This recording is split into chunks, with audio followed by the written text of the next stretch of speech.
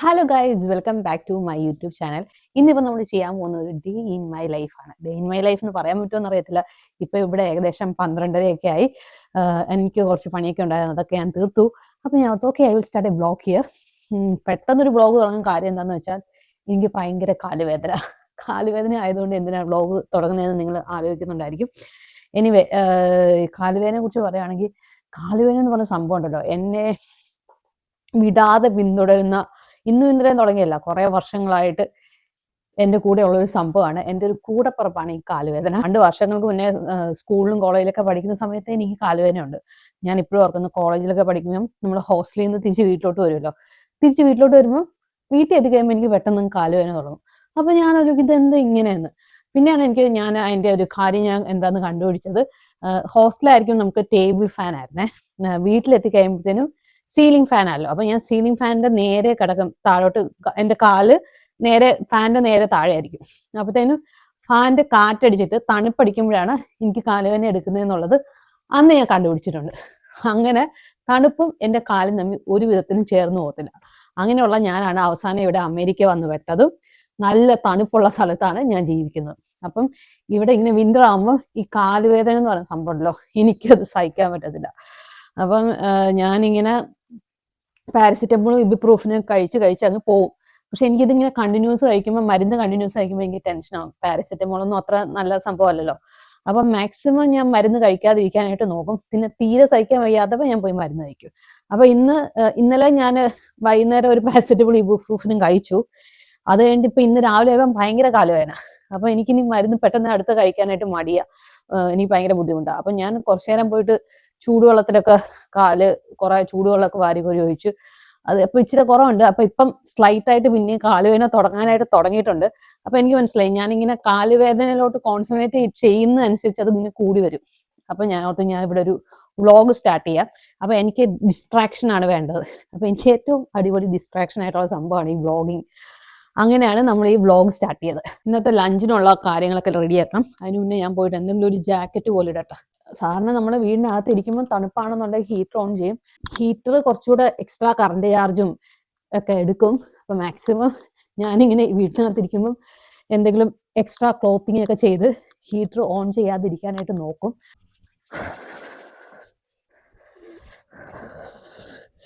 ഇതാണ് കേട്ടോ എനിക്ക് എൻ്റെ ഏറ്റവും ഒരു സൂപ്പർ ആയിട്ടുള്ള ഒരു ജാക്കറ്റാണിത്. ഇത് ആക്ച്വലി ഞാൻ ബിബിന് മേടിച്ചാണ്. ബിബിന് ഇതിന്റെ ഒരു ഇങ്ങനെ പൊങ്ങി ഇങ്ങനെ പൂടെ പൊങ്ങി നിൽക്കുന്ന പോലത്തെ ഒരു സംഭവം ആയതുകൊണ്ട് ബിബിന് ഇത് വലിയ താല്പര്യമില്ല. പക്ഷെ എനിക്കിത് ഭയങ്കര താല്പര്യമാണ്. ബിബിന് സത്യം പറഞ്ഞാൽ മണ്ടത്തരം പറ്റിയേക്കുവാണ്. ഇത് നല്ല തണുപ്പുള്ളപ്പം നല്ല വാർത്ത് നിൽക്കുന്ന ഒരു നല്ലൊരു അടിപൊളി സംഭവമാണ് കേട്ടോ. ഞാൻ താഴെ എത്തി. നമുക്കൊരു കാര്യം ചെയ്യാം, ഒരു 5 മിനിറ്റ് പുറത്തൊന്ന് നടക്കാൻ പോയല്ലോ. എനിക്കൊന്ന് വീടിനകത്ത് ഇങ്ങനെ ഇരിക്കുന്ന കാരണമാണ് ഇത്ര തണുപ്പ്. പുറത്ത് ഇങ്ങനെ സൺലൈറ്റ് ഒക്കെ ഉണ്ട്. അപ്പം മിക്കവാറും ചെറിയൊരു ചൂടൊക്കെ ഉണ്ടായിരിക്കും. എനിക്ക് എപ്പോഴും മണ്ടത്തരം പറ്റുക, നമുക്ക് വീടിനകത്തുനിന്ന് ലോക്ക് ചെയ്തിട്ട് ഇറങ്ങാം. കീ എടുത്തില്ലെന്നുണ്ടെങ്കിൽ നമ്മൾ ലോക്കായി പോകും. ഇതെന്റെ വാഴ. ഇന്നലെ രാത്രി വരെ ഒരു കുഴപ്പമില്ലായിരുന്നു. എനിക്കറിയത്തില്ല, ഇന്നലെ എനിക്ക് തോന്നുന്നു ഇവിടെ ഭയങ്കര അത്യാവശ്യം തണുപ്പുണ്ടായിരുന്നേ. So sad. അപ്പൊ തണുപ്പടിച്ചപ്പോ അതങ്ങ് തണുപ്പ് താങ്ങാൻ വയ്യാണ്ട് എന്തോ ഇങ്ങനെ ഒരു ചീഞ്ഞു പോയ പോലെ തോന്നുന്നു.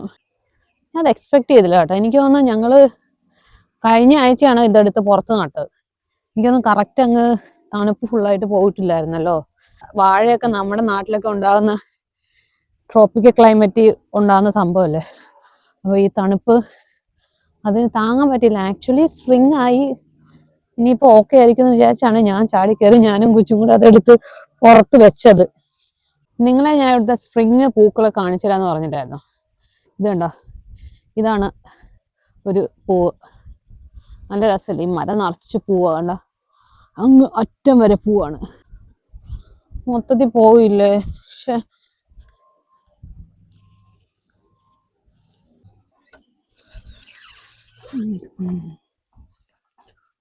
നിങ്ങളെ എടുക്കണ്ടേ. ഇത് എന്റെ സെറ്റപ്പ് എന്താന്ന് വെച്ചാൽ, ഞാൻ എന്റെ ക്യാമറ അവിടെ വെച്ചിട്ടാണ് ഈ നാടകം മൊത്തം കളിക്കുന്നത്. നിങ്ങളെ കൊണ്ടുപോണ്ടേ, വരൂ.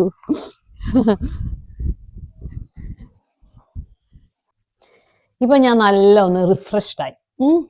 അപ്പം ഇതാണ് ഞാൻ പറയുന്നത്, നമുക്കിവിടെ പുറത്തിറങ്ങി നിന്നാൽ നല്ല ശുദ്ധവായു കിട്ടും. ഒരു 5 മിനിറ്റ് ആണെങ്കിലും ബ്രീത്ത് ഇൻ ബ്രീത്ത് ഔട്ട് ചെയ്ത് കഴിയുമ്പം നമ്മളൊന്ന് റിഫ്രഷ്ഡ് ആവും. ഇനിയിപ്പം ഫുൾ എനർജി ആയി എന്ന് നമ്മൾ കുക്കറി ഷോ തുടങ്ങാൻ പോവാണ്. അപ്പൊ നമുക്ക് മീനെടുത്ത് ഞാൻ പുറത്തു വെക്കട്ടെ. അപ്പം ഇതാണ് കേട്ടോ ഞാൻ കറി വെക്കാൻ പോകുന്ന മീന്. മീനിന്റെ പേരെന്താന്ന് വെച്ചാൽ സ്വായി. ഇതിന്റെ മലയാളം പേരെന്താന്ന് നിങ്ങൾ ചോദിക്കരുത്, ഗൂഗിളിൽ അടിച്ചു നോക്കിയാൽ കിട്ടുമായിരിക്കും സ്വായി എന്താന്നുള്ളത്. ആദ്യമൊക്കെ ഞാൻ ഓരോ മീനിന്റെ ഇംഗ്ലീഷ് പേര് എടുത്തിട്ട് ഇതിന്റെ മലയാളം പേരെന്താണെന്നൊക്കെ ഭയങ്കര ക്യൂരിയോസിറ്റിയോടെ നോക്കുമായിരുന്നു. ഇപ്പൊ അത് നിർത്തി. ഇപ്പൊ നമുക്കിവിടെ ടേസ്റ്റ് ഉണ്ടോ ഇല്ലയോ അതറിഞ്ഞാൽ മതിയല്ലോ. ഇത് അത്യാവശ്യം ടേസ്റ്റ് ഉള്ള മീനാണ്. മീനിന്റെ ഐസൊക്കെ മാറി വരുന്ന സമയത്തിന് ഞാൻ അരി ഇടാൻ പോവാണ്. എനിക്ക് നല്ല വിശന്ന് തുടങ്ങി. ഇപ്പം ഞാൻ രാവിലെ ബ്രേക്ക്ഫാസ്റ്റ് അങ്ങനെ ഭയങ്കര കാര്യമായിട്ട് കഴിക്കാറില്ല. രാവിലെ കാര്യമായിട്ടൊന്നും കഴിച്ചില്ല, ഉച്ചയ്ക്ക് കഴിക്കാൻ വേണ്ടി. ഇതിന്റെ ഇടയ്ക്കിടയ്ക്ക് ഞാൻ വേറെ എന്തെങ്കിലും കഴിച്ചുകൊണ്ടിരിക്കും. മടിയുള്ള ദിവസം ഞാൻ ഉണ്ടാക്കുന്ന വെജിറ്റബിൾ ആണ് കേട്ടോ വെണ്ടയ്ക്ക. ഫ്രിഡ്ജിൽ വെണ്ടയ്ക്ക ഇരിപ്പുണ്ടായിരുന്നു, കോവയ്ക്ക ഇരിപ്പുണ്ടായിരുന്നു, ക്യാരറ്റ് ഇരിപ്പുണ്ടായിരുന്നു, ബീട്രൂട്ട് ഇരിപ്പുണ്ടായിരുന്നു, പലരും ഇരിപ്പുണ്ടായിരുന്നു. പക്ഷെ ഞാൻ പറഞ്ഞു വെണ്ടയ്ക്ക മതി, ഇന്ന് വെണ്ടയ്ക്ക മതി എന്ന് ഞാൻ അങ്ങ് തീരുമാനിച്ചു. എനിക്ക് വ്ളോഗ് ചെയ്യാൻ നേരം നല്ല ഇഷ്ടമാണ്. കാരണം നമുക്കിങ്ങനെ ഞാൻ പറഞ്ഞ പോലെ സംസാരിച്ചുകൊണ്ടേയിരിക്കാം. ഞാൻ എവിടെയോ ഇങ്ങനെ വായിച്ചായിരുന്നു കേട്ടോ, എന്താ പറയുന്ന പെണ്ണുങ്ങൾക്ക് ഒരു ദിവസം എത്ര വേർഡ്സ് ആണെന്ന് എനിക്ക് ഓർമ്മയില്ല, എത്രയോ വേർഡ്സ് ഒരു ദിവസം സംസാരിക്കണം. ആണുങ്ങൾക്ക് അങ്ങനത്തെ പ്രശ്നമില്ല.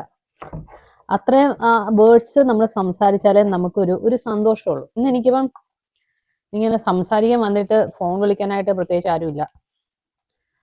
എല്ലാവരും നാട്ടിലൊക്കെ ഉറങ്ങിയും ഒക്കെ കഴിഞ്ഞു കാണും. സോ ഞാൻ ഓർത്തു എനിക്ക് ഏകദേശം ഇപ്പം 1961 സബ്സ്ക്രൈബേഴ്സ് ഉണ്ട് ഞാനിപ്പോൾ ഈ വീഡിയോ എടുക്കുന്നു. അതിലൊരു 10 പേരെങ്കിലും എൻ്റെ ഈ സംസാരം കേൾക്കുമായിരിക്കുമല്ലോ അല്ലേ? പറയാൻ പറ്റത്തില്ല, ചിലപ്പം കാണുമ്പോഴേ അങ്ങ് സ്കിപ്പ് ചെയ്ത് എല്ലാ ദിവസവും വരുന്നുണ്ടെന്നുള്ള രീതിയിൽ നിങ്ങളൊക്കെ സ്കിപ്പ് ചെയ്ത് പോവായിരിക്കും. അതും എനിക്ക് വിഷയമല്ല കേട്ടോ. ഞാൻ എനിക്ക് പറയാനുള്ളതൊക്കെ ഇങ്ങനെ പറഞ്ഞുകൊണ്ടേ ഇരിക്കുന്നു. That's all. ഞാൻ വെണ്ടയ്ക്ക അരിയട്ടെ. അല്ല ഗൈസ്, നിങ്ങൾ പോകരുത്. അപ്പം ഞാൻ ഒറ്റയ്ക്ക് വെണ്ടയ്ക്ക അരിയാന്ന് വിചാരിച്ചപ്പം മറ്റേ സംഭവം കാലുവേദന ഉണ്ടല്ലോ, പിന്നെയും കാലുവേദന എടുക്കുന്നു. എനിക്ക് മനസ്സിലായി, എൻ്റെ ഫോക്കസ് ഇങ്ങനെ മാറിക്കൊണ്ടേ ഇരിക്കണം. എനിക്കൊരു 5 മണി വരെ പ്രത്യേകിച്ച് മരുന്നൊന്നും കഴിക്കാണ്ട് ഈ കാലുവേദന മുന്നോട്ട് കൊണ്ടുപോകണം. ഇതിപ്പോ ഏകദേശം എൻ്റെ രോഗവിവരങ്ങൾ പറയുന്ന ഒരു വ്ളോഗായി മാറിയോ എന്നൊരു സംശയം. നമുക്കത് നിർത്താം. അല്ലെ പിന്നെ എനിക്ക് ഒരു കാര്യം കൂടെ പറയാനുണ്ട്.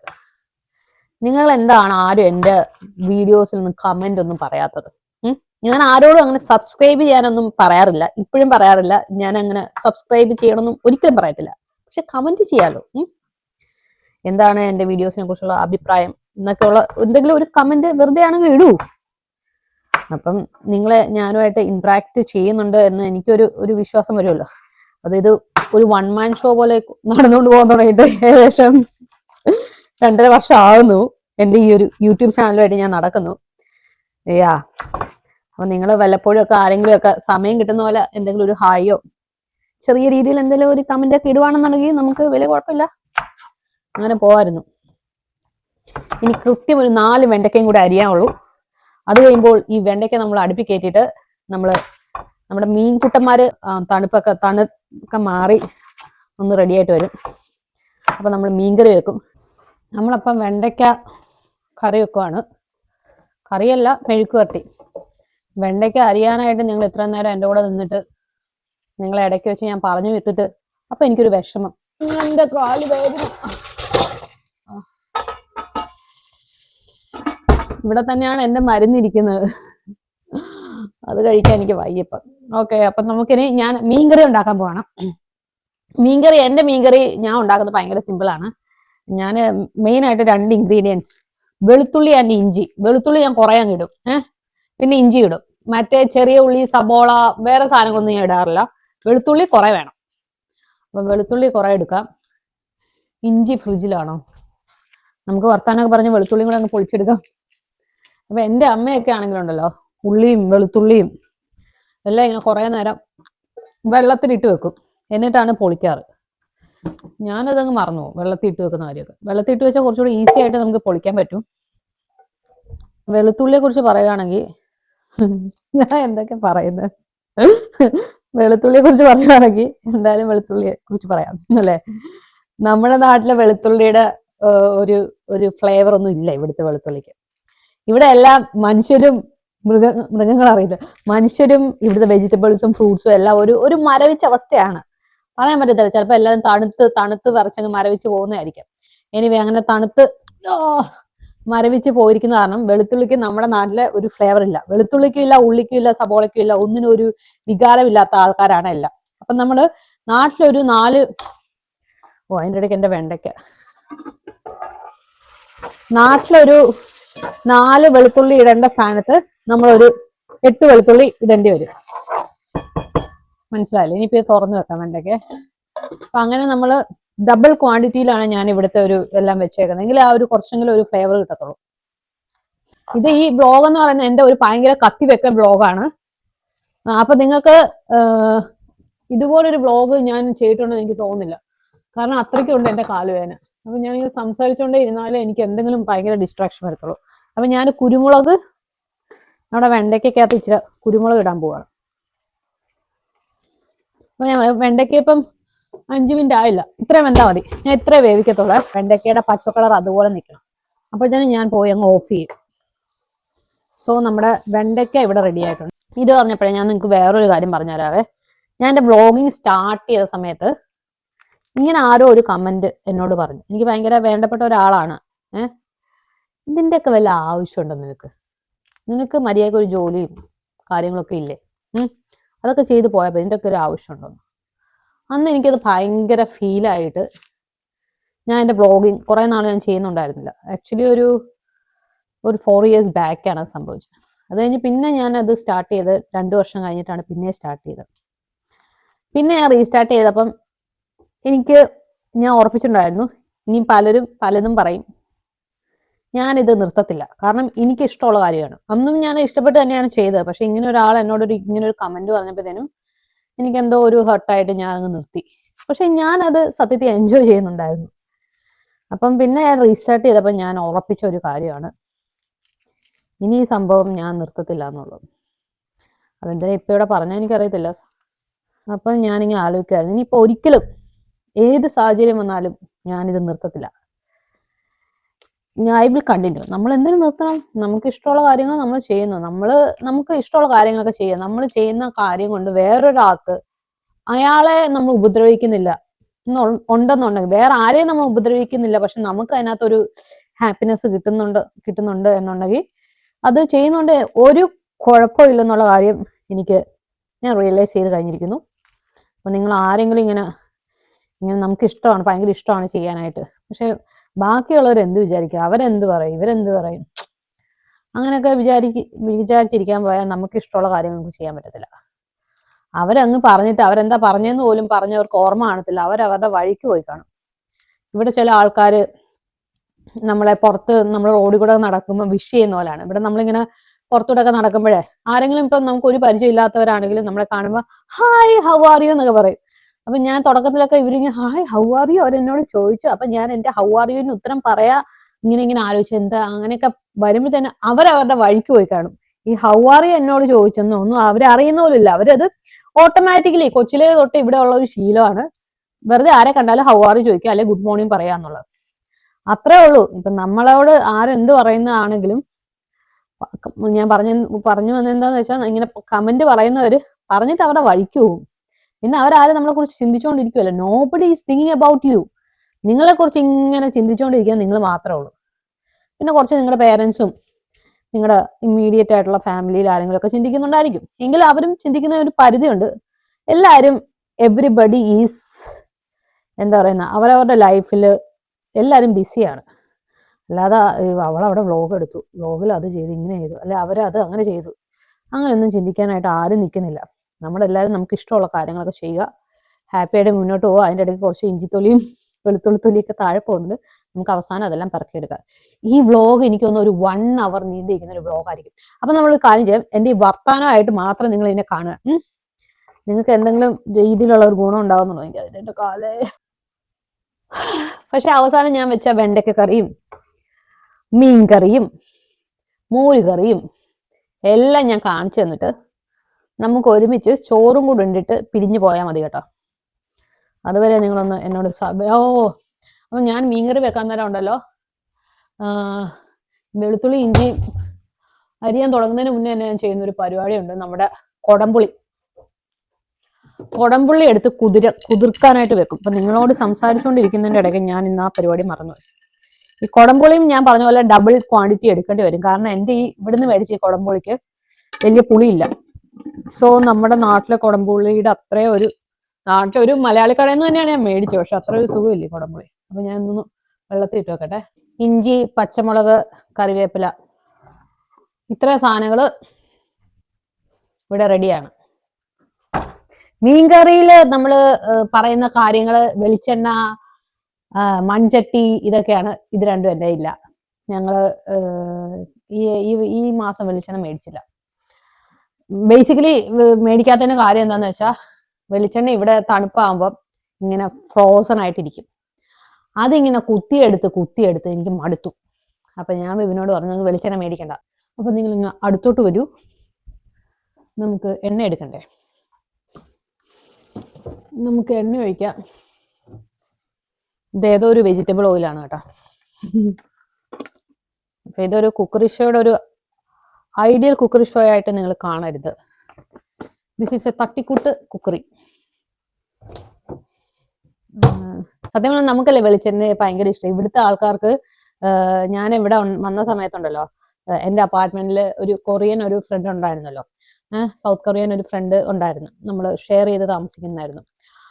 അപ്പൊ പുള്ളിക്കാരിക്ക് ഞാൻ ഇങ്ങനെ മീൻകറി വെച്ചിട്ട് മീൻകറി കൊടുത്തു, നല്ല വെളിച്ചെണ്ണയിലൊക്കെ. അപ്പൊ അവരെന്നോട്, what is the taste, something different. അവർക്ക് ആ എണ്ണയുടെ, നമ്മുടെ വെളിച്ചെണ്ണയുടെ ടേസ്റ്റ് അവർക്ക് ഇഷ്ടമേ അല്ല. ഇവിടെ ഉള്ളവർക്ക് അവരിങ്ങനെ തല തേക്കാനല്ല, ദേഹത്തൊക്കെ തേക്കാനൊക്കെയാണ്. ഇവിടെ കോസ്മെറ്റിക് പർപ്പസിനാണ് വെളിച്ചെണ്ണ ഇവിടെ യൂസ് ചെയ്യാറുള്ളൂ. അല്ലാണ്ട് നമ്മുടെ ഈ കറി പരിപാടിക്ക്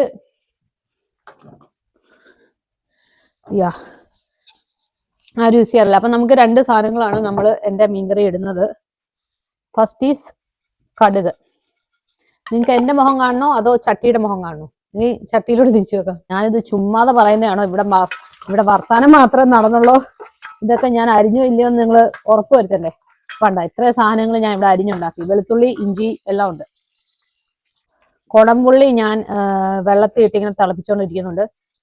കളറൊക്കെ കാണുമ്പോൾ നിങ്ങൾ വിചാരിക്കും ഭയങ്കര പുളിയായിരിക്കും. അതൊന്നും ഇല്ല, ഈ കളറ് മാത്രമേ ഉള്ളൂ. ഇതിന് വല്ല കളർ അടിച്ചിട്ടാണോ വിടുന്നതെന്ന് എനിക്ക് അറിയത്തില്ല. പിന്നെ ഒരു അറിയിപ്പ് പറയാനുണ്ട്. എന്താന്ന് വെച്ചാൽ, നമ്മള് മോര് കാച്ചുന്നെന്ന് പറഞ്ഞല്ലോ, മോര് കാച്ചാന്നുള്ള തീരുമാനം ഞാൻ പിൻവലിച്ചിരിക്കുന്നു. കാരണം എൻ്റെ കാലുവേദന കാരണം എനിക്കിവിടെ അധികം നേരം ഇവിടെ നിൽക്കാൻ പറ്റുമെന്ന് എനിക്ക് തോന്നുന്നില്ല. അപ്പം തൽക്കാലം എല്ലാവരും ഇവിടുത്തെ ഉള്ള ആൾക്കാരൊക്കെ തൈര് കൂട്ടി കഴിച്ചാൽ മതി. എല്ലാ ദിവസവും ഒന്നും മോരൊന്നും കാച്ചി നമുക്ക് പറ്റത്തില്ല. തൈരും മീൻകറിയും വെണ്ടയ്ക്ക മെഴുക്കുവരട്ടിയും. അപ്പം വെളുത്തുള്ളി ഇഞ്ചിയൊക്കെ നല്ല ബ്രൗൺ, അത്യാവശ്യം മൂത്ത് വന്നിട്ടുണ്ട്. അപ്പം നമുക്കിത് മുളക് പൊടി ഇടുന്നു. എനിക്കിത് ഇങ്ങോട്ട് ഫോക്കസ് ചെയ്ത് കാണിക്കണം നല്ല ആഗ്രഹമുണ്ട്. പക്ഷെ എൻ്റെ ക്യാമറയ്ക്ക് ക്യാമറ അല്ല, എൻ്റെ ഫോൺ സ്റ്റാൻഡ് പറയുന്നു എന്നെ കാണിച്ചാൽ മതിയെന്ന്. അപ്പം മുളക് പൊടി ഇട്ടിട്ട്, മുളക് പൊടി നല്ലപോലെ ഒന്ന് സോട്ടായി വരട്ടെ. നമ്മൾ പ്രത്യേകം ശ്രദ്ധിക്കുക, നമ്മൾ മുളക് പൊടി ഇടാൻ നേരം നമ്മൾ അത്രയും നേരം വെച്ചിരുന്ന തീ അതേ ഫ്ലെയിമിൽ വെക്കരുത്. തീ ഒന്ന് ഫ്ലെയിം കുറച്ച് വെക്കുക. എന്നിട്ട് നമ്മളിനി അതൊന്ന് മുളക് പൊടി ഏകദേശം ഒന്ന് ഇതായെന്ന് വരുമ്പോഴത്തേനും നമ്മുടെ പുളിവെള്ളം, തിളപ്പിച്ച് വെച്ച പുളിവെള്ളം, അത് ഞാൻ ഇങ്ങനെ ഒഴിക്കുന്നു. അപ്പൊ ഇങ്ങനെ പൊട്ടിത്തെറിക്കുന്ന പോലത്തെ ഒരു സൗണ്ടൊക്കെ വരും. ഓക്കെ, ഇതാണ് അപ്പൊ നമ്മുടെ എന്തിനോ വേണ്ടി തിളയ്ക്കുന്ന മീൻകറി. ഇതിൽ എന്തോരം കുടംപുളിയാണ് ഇട്ടേക്കുന്നത് നോക്ക്. പക്ഷെ ഇതിനൊന്നും അത്ര ഈ പുളിയില്ല കേട്ടോ. ഇതെല്ലാം തിളയ്ക്കുന്ന സമയത്ത് തന്നെ നമ്മൾ ഉപ്പങ്ങ് ഇടുക ആവശ്യത്തിന്.